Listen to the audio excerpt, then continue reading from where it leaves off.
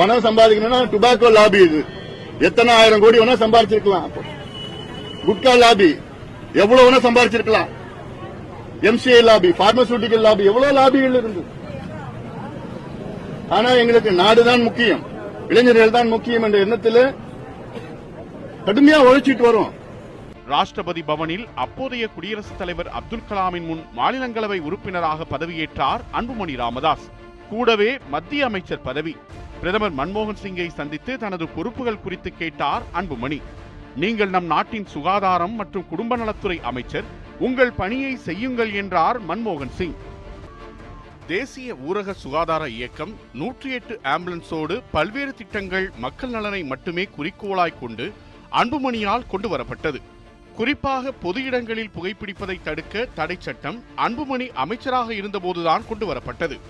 திரைப்படங்களில் புகை, மது காட்சிகள் இடம்பெறும் போது எச்சரிக்கை வாசகங்கள் வருவதையும் அவர் உறுதி செய்தார்.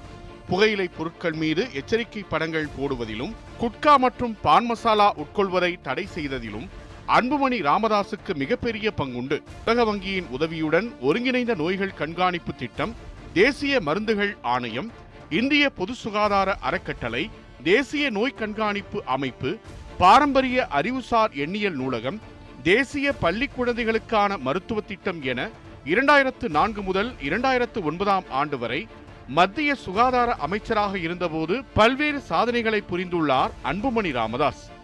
இதற்கெல்லாம் ஆரம்ப புள்ளியாக இருந்தது அவரது தந்தை மருத்துவர் ராமதாஸின் வழிகாட்டுதல்கள் தான். பேசுறதா என்ன வேணா பேசுறதா, நாங்க நேர்மையான முறையில கட்சி நடத்திட்டு இருக்கோம். பணம் சம்பாதிக்கணும்னா எப்படி வேணா சம்பாதிக்கலாம். இன்னைக்கு பேர் வேணும். உங்களுக்கு எவ்வளவு பிரச்சனைகள், தமிழ்நாட்டு பிரச்சனைகள் இருக்கிறது.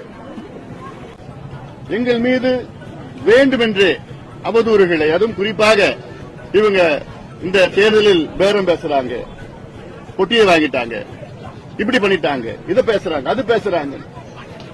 இதை நிறுத்திக் கொள்ளுங்க. இதெல்லாம் அசிங்கமா இருக்குது. இதெல்லாம் அது உங்களுக்கு தான் அசிங்கம்.